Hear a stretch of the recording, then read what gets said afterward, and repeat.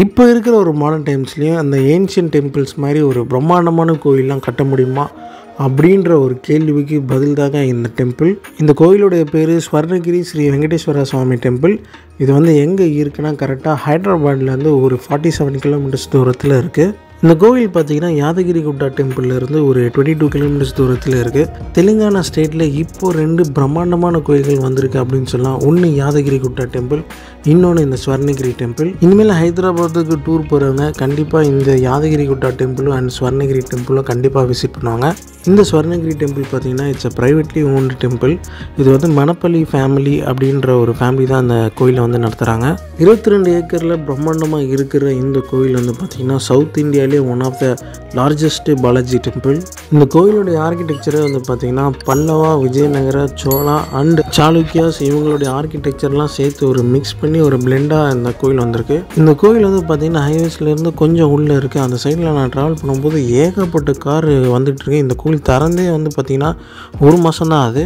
இந்த கோயிலை நீங்கள் ட்ரெயின் மூலிமா ஆக்சஸ் பண்ணணும்னு நினச்சிங்கன்னா ஹைதராபாத்தில் இருக்கிற அந்த செகண்டராபாத் ஸ்டேஷன்லேருந்து யாதாத்ரிக்கு டெய்லி ட்ரெயின்ஸ் இருக்குது. யாதாத்ரி ரயில்வே ஸ்டேஷன்லேருந்து இந்த கோயிலுக்கு ஒரு 16 கிலோமீட்டர் இருக்கும். அது நீங்கள் பஸ்லேயோ இல்லை கார்லேயோ ஆக்சஸ் பண்ணி வரலாம். இந்த கோயிலுடைய கருவறையில் ஒரு 12 அடி உயரத்துக்கு இந்த பெருமாள் சிலை இருக்குது. அவ்வளோ பிரம்மாண்டமாக இருக்குது பார்க்க. இந்த கோயிலில் 40 அடிக்கு ஒரு அனுமர் சிலையும் இருக்குது. அண்ட் அது மட்டும் இல்லாமல் 1500 கிலோவில் ஒரு பெரிய பெல் இருக்குது. அது வந்து பார்த்திங்கன்னா இந்தியாவிலே செகண்ட் லார்ஜஸ்ட் பெல் இது தான். இந்த கோவிலுடைய டிசைனே வந்து பார்த்திங்கன்னா மக்கள் வந்து நடந்து போகிறதுக்கு ரொம்ப சேஃபாக, லைக் ரொம்ப கன்வீனியண்ட்டாக, ரொம்ப கால்லாம் சுட்டுக்காமல் அந்தளவுக்கு ரொம்ப கம்ஃபர்டபுளாக கட்டியிருக்காங்க இந்த கோயிலில். இந்த கோயில் போகிறதுக்கே ஒரு 108 படிக்கட்டு ஏறி போனோம். அந்த படிக்கட்டு கூட பார்த்திங்கன்னா எல்லாருமே ஈஸியாக நடந்து போகிற மாதிரி ரொம்ப சின்ன சின்ன படிக்கட்டாக ரொம்பவே கம்ஃபர்டபுளாக அதை பண்ணியிருக்காங்க. ஹைதராபாத் சிட்டி அவுட்டரில் ஸ்டாச்சு ஆஃப் ஈக்வாலிட்டின்னு ராமானுஜர் ஸ்டாச்சு இருக்குது.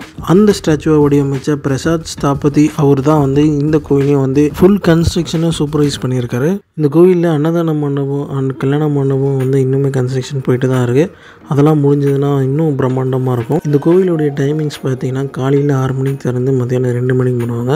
அதுக்கப்புறம் ஒரு 2 ஹவர்ஸ் கழிச்சு 4 o'clock ஆரம்பித்து நைட்டு 9 o'clock வரையும் ஓப்பனில் இருக்கும். நைட் டைமில் இந்த கோயில் பார்க்குறது தண்ணி அழகு லைட்டிங்ஸ்லாம் வச்சு ரொம்பவே அழகாக டெக்கரேட் பண்ணியிருப்பாங்க. இந்த கோயிலுடைய என்ட்ரன்ஸில் பெருமாள் பாதம் சிலை இருக்கும். அது வந்து ரொம்ப பிரம்மாண்டமாக கட்டியிருக்காங்க.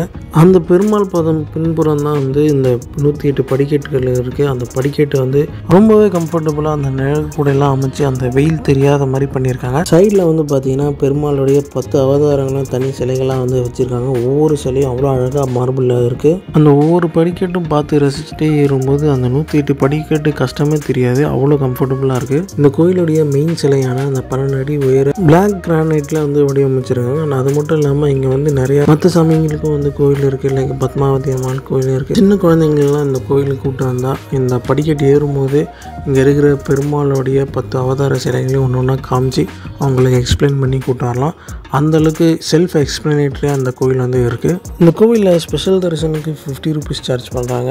நாங்கள் ஸ்பெஷல் தரிசனில் போய் பார்க்கும்போது இந்த கோயிலில் வந்து ஒரு 10 minutesல உள்ளே போய் பார்த்துட்டு வந்துட்டோம். இந்த கோயில் திறந்து 1 மாதம் தான் ஆகுது அப்படின்றனால இப்போதைக்கு வந்து பார்த்திங்கன்னா வேர்ட் ஆஃப் மவுத் மூலிமா இன்னும் பயங்கரமாக ஸ்ப்ரெட் ஆகி இன்னும் போக போக கூட்டம் அதிகமாக ஆகிறதுக்கு தான் வாய்ப்பு இருக்குது. இந்த கோயிலுடைய கரெக்ட் அட்ரஸ் சொல்லணும்னா இது வந்து தெலுங்கானாவில் புவனகிரி அப்படின்ற ஒரு ஏரியாவில் மணப்பள்ளி ஹில்ஸ் அப்படின்ற ஒரு இடத்துல இருக்குது. இந்த கோவிலுடைய ஆர்கிடெக்சரே வந்து பார்த்திங்கன்னா டிராவிடியன் ஸ்டைலில் இருக்கும். அண்ட் அந்த கோபுரம் வந்து பார்த்திங்கன்னா 108 மீட்டர் ஹைட்டு. இந்த கோவில் தரிசனம் பார்த்து முடிச்சதுக்கப்புறம் வெளியில் வந்து பார்த்திங்கன்னா இன்னுமே நிறைய விஷயங்கள் இருக்குது. நான் சொன்ன மாதிரி அனுமர் சிலை ஒன்று இருக்குது பக்கத்தில். இந்த கோவிலுடைய மிகப்பெரிய ஹைலைட்டே வந்து பார்த்திங்கன்னா அந்த கோவில் சைடில் வந்து ஒரு ஜல நாராயணசாமி சன்னதி இருக்குது. அது வந்து பார்த்திங்கன்னா பெருமாளை வந்து படுத்துட்டு தண்ணியில் இருக்கிற மாதிரி இருக்கும். அது வந்து பார்க்குறதுக்கு ரொம்ப பிரம்மாண்டமாக இருக்கும். இந்த கோவில் வளாகத்திலே வந்து தங்குறதுக்கு நிறையா இந்த மாதிரி ரூம்ஸ்லாம் வந்து கட்டிகிட்டு இருக்காங்க. அதில் வந்து ஃப்யூச்சரில் ஓப்பன் ஆகும். அதெல்லாம் வந்து திறந்துட்டாங்கன்னா இங்கேயே நிறைய பேர் திருப்பதி மாதிரி நிறைய பேர் தங்குவாங்கன்னு எதிர்பார்க்கலாம். எப்படி ஆந்திர பிரதேசனா வந்து எல்லாருக்குமே வந்து திருப்பதி கோயில் ஞாபகம் வருமோ, இப்போ தெலுங்கானானா கண்டிப்பாக இந்த ஸ்வர்ணகிரி டெம்பிளும் அந்த யாதகிரி குட்டா டெம்பிளும் ஞாபகம் வரும். இங்கே எல்லாமே ரொம்ப ஹை குவாலிட்டி கிரானைட் தான் யூஸ் பண்ணியிருக்காங்க. அதனால் வந்து பயங்கர ஃப்ரெஷ்ஷாக இருக்குது. லைக் ஒரு பழங்கால கோயிலே வந்து ரொம்ப புதுசாக பார்த்தா எப்படி இருக்கும் அந்த மாதிரி தான் இருக்குது இந்த கோயில். இந்த பெல்லோட வெயிட் பார்த்தீங்கன்னா 1500 கிலோ அண்ட் இது வந்து பிரான்ஸில் பண்ணது. டெல்லியில் அக்ஷர்தம், அதுக்கப்புறம் இஸ்கான் டெம்பிள் இந்தியா ஃபுல்லாக, இது மாதிரி இப்போ இருக்கிற மாடர்ன் டைம்லேயும் வந்து நிறைய புதுமையான கோயில்கள் வந்துட்டுருக்கு. இப்போ தெலுங்கானாவில் வந்து பார்த்திங்கன்னா இந்த யாதகிரி குட்டா அண்ட் ஸ்வர்ணகிரி டெம்பிள்னு ஒரு ரீவைவல் ஆஃப் ஏன்ஷியன்ட் டெம்பிள்ஸ் அப்படின்ற மாதிரி தான் சொல்ல தோணுது. ரீசெண்டாக கூட பார்த்திங்கன்னா அயோத்தியாவில் கூட ஒரு அருமையான ஒரு கோயிலை வந்து திறந்துருக்காங்க. ஸோ இது மாதிரியான பிரம்மாண்டமான கோயில்கள் இந்தியா ஃபுல்லாக ரைஸ் ஆகிட்டு இருக்குது. இந்தியாவிலேயே அதிக கோயில்கள் கொண்ட ஒரு ஸ்டேட்னால் அது வந்து தமிழ்நாடு தான். கிட்டத்தட்ட ஒரு 80,000 கோயில்கிட்ட இருக்குதுன்னு சொல்லலாம் அப்ராக்சிமேட்லி. கூடிய சீக்கிரம் பார்த்திங்கன்னா இந்த ரெக்கார்டை வந்து மற்ற ஸ்டேட்லாம் பீட் அடிச்சிடும் போல. ஏன்னா அங்கே நிறையா டெம்பிள்ஸ் வந்துகிட்ருக்கு. இங்கேயே இது மாதிரி அழகான பிரம்மாண்டமான கோயில்கள் எழுப்பினா கண்டிப்பாக நம்ம அந்த ரெக்கார்டை வந்து தொடர்ந்து மெயின்டைன் பண்ணலாம். இந்த கோயிலுடைய மிகப்பெரிய ஹைலைட்டாக சொல்லப்படுற ஜலநாராயண சுவாமி சன்னதி தாங்க இந்த இடம். இந்த இடம் பார்த்திங்கன்னா சுற்றி 4 சைடும் பெரிய பிரம்மாண்டமான கோபுரங்கள் இருக்குது. 2 அடுக்காக போகுது, 2 ஃப்ளோர் மாதிரி போகுது. அண்ட் கீழே வந்து ஒரு தண்ணி இருக்குது. அந்த தண்ணிக்கு நடுவில் வந்து பெருமாள் சிலை இருக்குது. ரொம்பவே பிரம்மாண்டமாக இருக்குது. ஃபுல்லாக வந்து கிரானைட் ஸ்டோன்ஸ். அதனால் கோயில் வந்து பார்த்திங்கன்னா ரொம்ப புதுசாக இருக்குது. இந்த இடத்த குறிப்பாக ஈவினிங் மேலே, அதாவது இந்த நைட் டைமில் இந்த லைட்டிங்ஸோடு பார்க்கும்போது வேறு லெவலாக இருக்குங்க. யாதகிரி குட்டாவில் இது மாதிரி ஒரு பிரம்மாண்டமான கோயில் இருக்குது. அது வந்து தெலுங்கானா கவர்மெண்ட்டே கட்டினது. அது வந்து ஸ்ரீ லக்ஷ்மி நரசிம்ம சுவாமி டெம்பிள். இங்கே வந்து அதாவது மணப்பள்ளி ஹில்ஸ் ஸ்வர்ணகிரியில் வந்து இருக்கிற இந்த கோயில் வந்து பார்த்திங்கன்னா மணப்பள்ளி ஜுவல்லர்ஸ் ஓனர்ஸ் அவங்க வந்து கட்டியிருக்காங்க. இது வந்து அவங்க ஃபேமிலி நடத்துகிற கோயில். இந்த கோயில் வந்து ஸ்ரீ வெங்கடேஸ்வர சுவாமி டெம்பிள். ஹைதராபாத் தெலுங்கானாவில் இருக்கிறவங்க திருப்பதி கோயில் போக முடியலனா கூட இங்கே பக்கத்துலேயே வந்து கோயில் போய்க்கலாம். ஸ்வர்ணகிரினா சான்ஸ்கிரிட்டில் வந்து மவுண்டன் ஆஃப் கோல்டு. நிஜமாகவே இந்த மவுண்டனே வந்து கோல்டு தான். நம்ம சேனலில் நிறைய ஃபுட் அண்ட் ட்ராவல் வீடியோஸ் தொடர்ந்து போட்டுகிட்டே இருக்கும். இது மாதிரியான ஒரு இன்ட்ரெஸ்டான பிளேசஸ்லாம் மிஸ் பண்ணாமல் கவர் பண்ணிகிட்ருக்கோம்.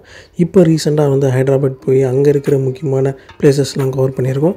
ஸோ இது வந்து அந்த சீரீஸில் வர ஃபஸ்ட் வீடியோ. இன்னும் நிறைய வீடியோஸ் வந்துட்டுருக்கு, அதையும் செக் அவுட் பண்ணி பாருங்கள். இந்த கோயில் மட்டும் இல்லாமல் ஹைதராபாத் சுற்றி இருக்கிற நிறைய பிரம்மாண்டமான கோயில்கள் வந்து நம்ம தொடர்ந்து வீடியோஸாக போட்டு வரோம். 2024 யாதகிரி குட்டா டெம்பிள் எப்படி போகிறது, அங்கே வந்து இப்போது வந்து எப்படிலாம் ட்ராவல் பண்ணுறது அப்படின்ற விஷயத்தையும் செப்பரேட்டாக இன்னொரு வீடியோவில் போட்டிருக்கேன், அதையும் வந்து பாருங்கள். இந்த இடமே வந்து ரொம்ப ப்ளசண்ட்டாக இருந்ததுங்க. சன்செட் டைமில் இங்கே உட்காந்துட்டு இந்த பெருமாள் சிலையை பார்க்குறது வந்து எனக்கு இந்த சிலையை பார்க்கும்போதெல்லாம் எனக்கு தசாவதாரம் படம் தான் ஞாபகம் வந்துச்சு. அந்த படத்தில் கூட இது மாதிரியான ஒரு சிலை தான் வந்து படத்துடைய ஸ்டார்டிங்கில் வந்து காட்டுவாங்க. நாங்கள் ஸ்பெஷல் என்ட்ரியில் போய்ட்டு இந்த கோயிலை தரிசனம் பண்ணிவிட்டு சீக்கிரமாக வந்துட்டோம். ஆனால் இந்த கோவிலில் இருக்கிற மற்ற விஷயங்களை பார்க்குறதுக்கு தான் வந்து ரொம்ப டைம் ஆகிடுச்சு. அண்டு எல்லாமே ரொம்ப ரசித்து பார்க்குறது அட்லீஸ்ட் ஒரு 3 ஹவர்ஸாக தேவைப்படும். இந்த கோவிலில் இருக்கிற அந்த 12 feet டால் பெருமாள் சிலையை பார்க்கும்போது அப்படியே ஒரு திருப்பதியிலேருந்து பார்க்குற மாதிரி தான் ஒரு ஃபீல் கொடுத்துச்சு.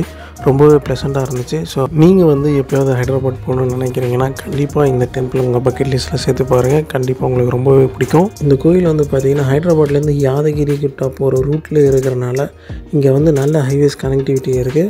மீண்டும் ஒரு நல்ல வீடியோட உங்களை சந்திக்கிறேன். Until then, it's bye from Murugan Sago. Do subscribe to the channel, guys. Bye.